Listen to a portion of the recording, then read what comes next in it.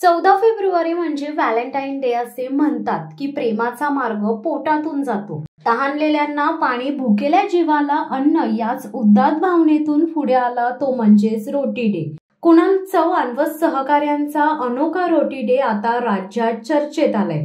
आपण ज्या समाजात राहतो त्या समाजाचे आपण काहीतरी देणे लागतो। या सामाजिक बांधिलकीच्या नात्यातून त्यांनी युवा अस्मिता फाउंडेशन या संस्थेची स्थापना केली। या संस्थेमार्फत भुकेलेल्या जीवासाठी एक दिवस रोटी डे हा उपक्रम करण्याचे ठरवले आणि मग त्यासाठी योग्य दिवस निवडण्याचे ठरवले। कुणालचा कल्पक बुद्धीने 14 फेब्रुवारी हा दिवस त्यासाठी योग्य असल्याचे मत त्याने मांडले, कारण आजकालच्या तरुण पिढीला एक वेगळी दिशा देणारा हा दिवस आहे। मुळात आपली संस्कृतीच नसणारा 14 फेब्रुवारी हा दिवस व्हॅलेंटाईन डे म्हणून आजची तरुण पिढी मोठ्या उत्साहाने साजरी करते। आधुनिकतेच्या नावाखाली आजची तरुण पिढी या वेगवेगळ्या डे मुळे भरकटली जाऊ लागली आहे। आजच्या तरुण पिढीला अशा संस्कृतीपासून परावृत्त करण्यासाठी तरुणांनी या दिवशी रोटी डे साजरा करावा म्हणून त्याला हा दिवस योग्य वाटला।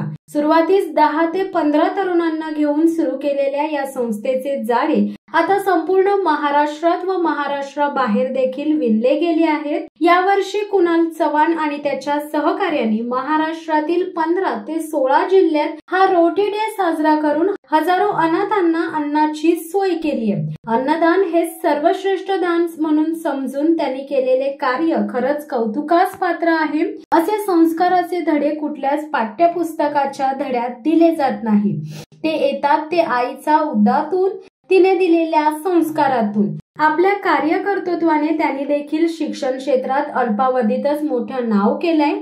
अशा या कर्तृत्ववान तरुणास मानाचा सलाम। भविष्यात कुणालच्या हातून असेच तरुणांना दिशा देणारे काम घडो असे आशीर्वाद व शुभेच्छा त्याला मिळताना दिसत आहेत। शिवसत्ता टाइम्ससाठी धम्मशील सावंत, रायगड।